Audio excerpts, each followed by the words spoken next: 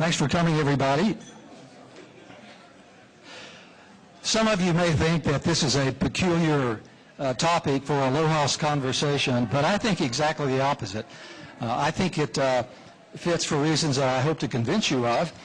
But before I begin, let me just sort of give you a summary of what I'm going to be talking about. I can best do this by referring to the best book review I ever had in my life, which was given by my mother. It was 1982 when my first book was published, a book called Space, Time, and Medicine. And someone came over to my mother's house in this tiny little town in Texas and said, "Well, what do you think about Larry's new book?"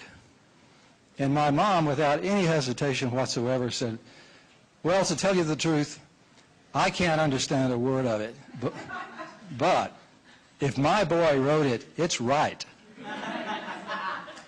So I'm just going to talk to you about what's right today. If anyone has any disagreement, they may go take it out with Mom. So first off, why in the world would LOHAS consider this an appropriate topic for a conversation? We know that from studies and surveys that have gone on at Stanford School of Medicine for the past 15 years, that there is a profound connection between your consumer base and the people who opt to go outside of conventional medicine to participate in something called alternative or complementary or integrative medicine. If you ask these people why they do that, a considerable proportion will say that they have had some sort of spiritual experience, some sort of transformational experience which vastly affects how they view the world. I mean, this is an alteration of your basic worldview that these people describe. And they see in alternative and complementary medicine the representation of the worldview that feels most comfortable to them. And so I think we can say that these individuals don't really separate their personal health so much from environmental health. And they turn out to be concerned with environmental issues and sustainability. Now, this is sort of I think, a thumbnail sketch of your typical cultural creative, Paul Ray's term, which you all appeal to.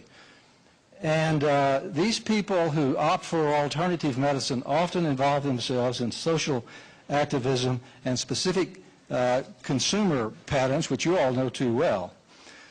But there's another overwhelming reason, I think, why anybody affiliated with LOHAS should be interested in spirituality issues. And it has to do with your own health. If for no other reason than selfish personal reasons, these issues, I think, should concern everybody here. And I will give you reasons as we go on why that should be true. What I'm saying is that spiritual issues are concerned with your own sustainability, with your longevity. We know that people who involve themselves in spiritual practice and keep it up live on average 7 to 13 years longer than people who don't. And I have to tell you, it doesn't seem to make much difference which spiritual path you pick. It's dedication and persistence that seems to make the difference. And we'll discuss what some of those reasons might be as we go along. Now, I would like to put this discussion in a kind of a historical context, so I want to invite you to drop back with me in history to a period in our country when medicine first began to become scientific. We know when that was with fair specificity. It was during the decade of the 1860s. The American Civil War was going on. Prior to that time, I'm telling you, medicine in the U.S. was not a pretty sight. And you just have to recollect some of the therapies that were very popular then to get the feel. They included things like leeching and bleeding and purging. And so something tremendously different began to take hold during that decade. Frankly, American doctors looked around at what was happening in the larger world of science and developed a severe case of physics envy. And they began to want to embody the precision and predictability that was being represented at that time in classical physics, Newtonian physics, mechanical physics. So we can designate that first era with the beginning of a scientific input into our culture's medicine as Era 1 medicine or mechanical medicine. And one of the premises of mechanical medicine has to do with how we visualize the role of consciousness. Basically, it just didn't matter. The body was seen to be a machine. Consciousness was viewed as being confined, God knows how, but confined to the brain and produced by the brain. And it did not interact in any meaningful way with the body's function.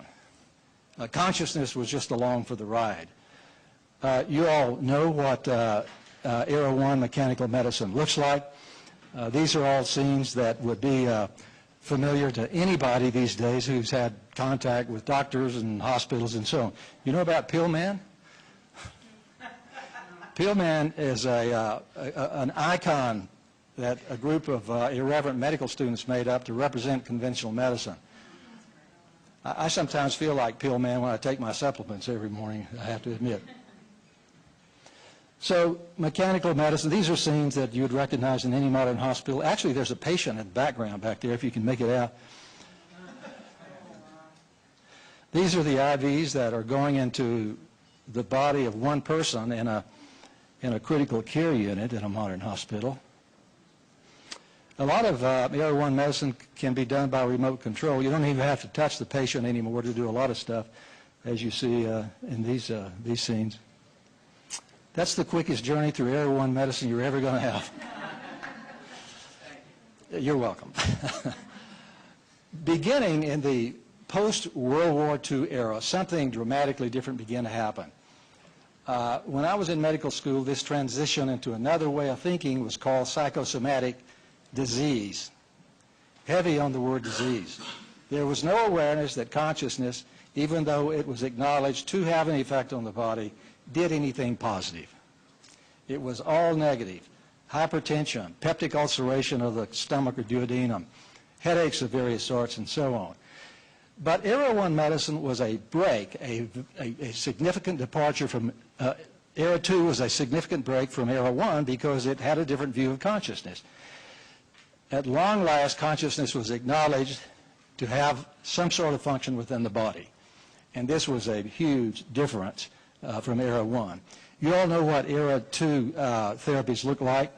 Imagery, visualization, various forms of self-regulation, hypnosis from someone else, or hypnosis, or self-hypnosis, meditation, yoga would qualify.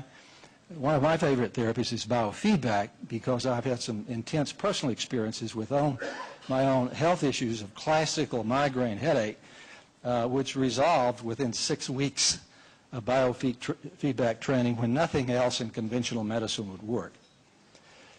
We are justified now in advancing a new kind of medicine, which I want to call Era 3 medicine, and I want to call it non-local medicine. And you can just bracket that term non-local because we'll be explaining that in a bit.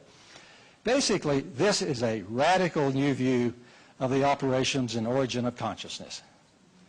Non-local medicine, or Era 3 medicine, suggests that you cannot confine consciousness to the brain or even to the body. It is distributed non-locally, probably infinitely, in space and in time. Moreover, we cannot confine consciousness even to the present moment, to specific locations in time, as we'll see in a moment. Now, I think it's probably important to take a stab at defining spirituality. I would wager that this term would be defined slightly differently by everyone in this room, but this is a general way of defining it. I take spirituality to be the sense of connectedness with something higher, something that goes beyond the sense of the ego and the personal self, whatever term you want to attach to that, whether that may be simply the transcendent, God, Goddess, Allah, the universe, an overwhelming sense of beauty and order, you name it. And also associated with spirituality is the notion that there is direction and purpose and meaning in the way this strange universe operates.